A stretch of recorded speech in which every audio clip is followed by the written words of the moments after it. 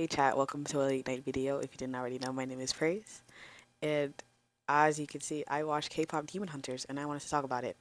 I heard it was a good movie. I got recommended a lot, especially on TikTok, and my friend Sumi, she was like, oh, it's really good. Okay, so I finished it today, not too long ago. This is really late. It's like 1 a.m. But I felt like talking about it before it's not fresh in my mind. So, okay, my thoughts on the movie. It was cool.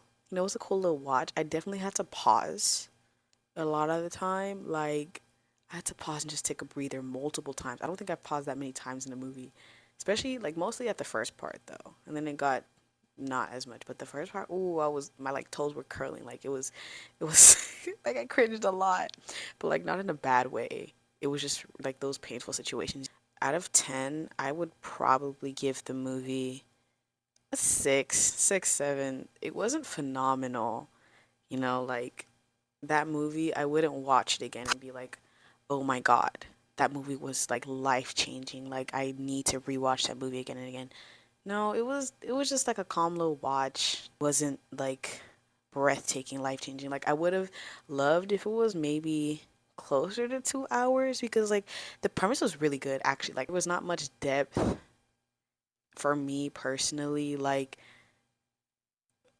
it was just like the movie was, I wouldn't say the movie was mediocre, but I don't learn enough about a lot of the characters to care about what happens to any of them. And I don't think that was like the point, but that's just something that I point out for my enjoyment of the movie. I really like I feel like there was a lot of spiritual undertones. I won't lie to you. Like it was definitely like if you look at the lyrics of the song and like just the vibes and everything, I was like, bro, not gonna lie, I wouldn't be surprised if one of the producers were Christian because like the words and like just the way that's like, oh, as the demon I'll accept you, like I'll praise you for all of your sins and stuff. I was like, whoa, that's a great depiction, by the way, of the devil. I was like, you know what, like I definitely like the nuances, like because I like seeing Christian stuff in media, but a lot of time it doesn't have tact. This definitely felt like it, even if it wasn't intentional. This definitely like had tact and like they ate with that. But back to what I was talking about with the characters, I didn't really like feel with any of the characters. That makes sense. Like I had no emotional attachment with them. Like for the three main girls, Rumi, Zoe, and Mira. Mira was my favorite. She was definitely my favorite. I liked her. I felt like a kid with her. She was so tea. I liked her the most. I personally could see where it was going. Like for Rumi's storyline, that lady, she sucked. I accept you, but I don't accept all of you, and that was low key like I don't know. Okay, this is not a personal experience, but it always gives me like that. Sometimes, like with interracial couples, it'd be like, "Oh, we accept you, but we don't accept, the person you're with because of they come from." And I'm just like, that's weird. And then till the very end, she still didn't see us like she was wrong for that. Like you don't fix somebody if it's part of them, if that makes sense. And like, what's it called? Rumi also like she gave me like child born thinking of themselves being a mistake. That's something I've seen a lot happen. So like that's really what it like reminded me of. And that's why it made me more mad that I think her name was Celine, yeah, Celine, not Celeste. Celine. Like I hated like you love your mom's side, but they don't care like because of your dad you need to hide who you are. I hate that. That's giving like, oh, you need to flat iron your hair because your mom and your dad is black. I don't know, that's how it hit to me personally. I didn't like Celine.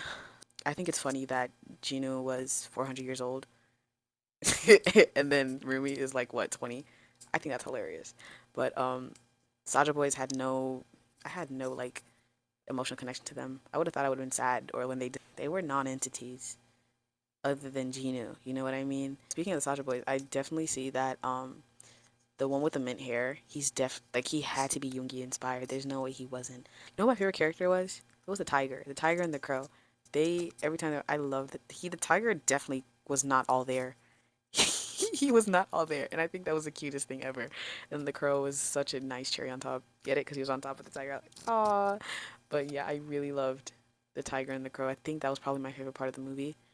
I hated that Rumi lied to her friends. Like I can understand, like it's kind of funny because I guess Celine was kind of like the voices in her head, but I just yeah, like it was completely justifiable why Zoe and Mira were upset.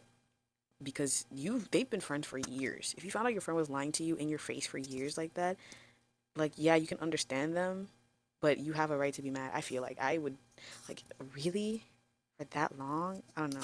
I think that confrontation was definitely executed really well, and I'm glad like there was no gaslighting Mira into thinking she was wrong for being upset. I'm really glad that was happening.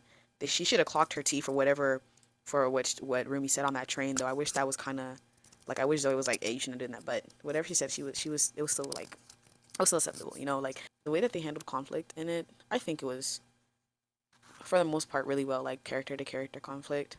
Wish that towards the not towards the end, towards like the beginning of the end, I wish Rumi showed more anger towards Gino for what he used his information against her. That's low-key crazy to do, and for her to just be so accepting of it, like, just I just feel like it was brushed off to like easily the fact that he used that information out in the open against her. That's crazy, but you know what, she had a good heart and I appreciate that, so I won't be too hard on that aspect of it. I like Bobby too. He was really funny. The manager, he was really tea.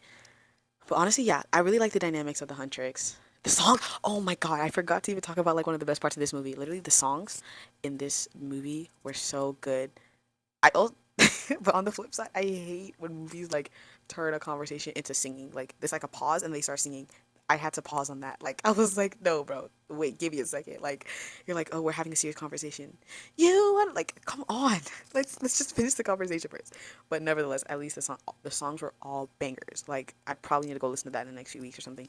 Like the vocals were tea, the lyrics were tea, like everything. If one thing, the best thing about this movie is probably the songs. I think it was really, the songs were really stinking good. Like, yeah, really good, really good. I'm just looking at the characters. Oh yeah, Guima was not intimidating at all. Oh my god, like at all. He was not intimidating, and I think that's also why I was like, I wish there was more depth to some of the characters, because like he was not intimidating at all. Like, it would have probably been better if Ginu was, the king of the demons. Then like it would have given more like whoa and ominousness, forebodance at like the evil person, because like I saw Gima and I would have laughed in his face. Like he was not scary at all. Not at all. And I really feel like that kind of, well, it's not that deep of a movie. I'm probably thinking too hard on it, but I really wish he was more like intimidating or scary, or looked more like, I felt more powerful, like he just felt like a, like, just he just happened to be there. I really feel like if the Saja boys were more important, like all of them instead of just Gino, as like, I don't know, lords of the underworld, then it would have been like more scary. Like the Saja boys, I won't say it, but like it would have had more. I would have loved if they had more importance than just like pawn men. Like if they were all like the lords of the underworld, that'd have been so much better. Gima was so underwhelming and low key lame, like really really lame. I think that's all I have to say about it, to be honest. Yeah, I just can't, like, the songs were so good in this, man. And honestly, I love the animation. Like, I won't lie, they really did their one too. I loved it. I love that there was like that was like, it wasn't K-pop Demon Hunters, but like it was set in America. It was actually set in Korea. And I low-key appreciated that, and like all the foods and stuff.